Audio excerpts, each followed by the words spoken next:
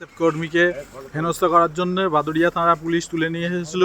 এখন ISF observer মাননীয় Qutubuddin Fati তার নিজের নেতৃত্বে এই আমাদের কর্মীকে ছাড়িয়ে নিল, ফুলের মালা দিয়ে সম্বর্ধনা জানালো।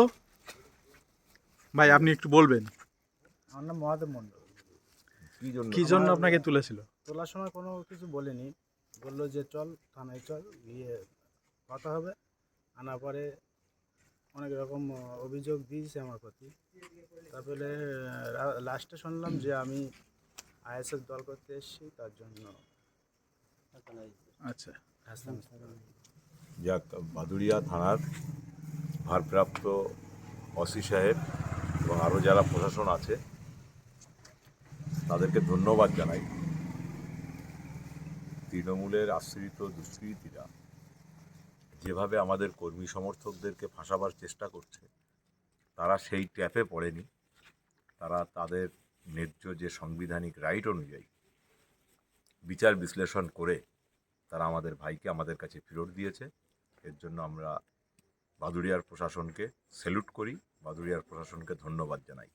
তবে প্রশাসনকে এটাও বলবো, আইএসএফের কর্মী সমর্থকরা আর যাই হোক চোর, দুষ্কৃতি, গুন্ডাবাজি করে না।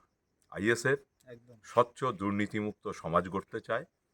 বোমগুলি পিস্তল ছেড়ে দিয়ে বোমগুলি পিস্তলের বিরুদ্ধে, চুরি ডাকাতি রাহাজানির বিরুদ্ধে সুস্থ সমাজ গড়ার লক্ষ্যে আইএসএফ রাজনীতি করতে এসেছে।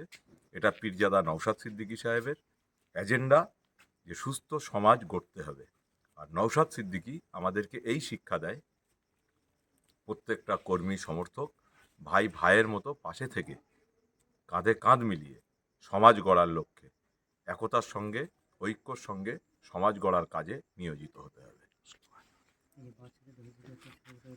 না, ঠিক আছে।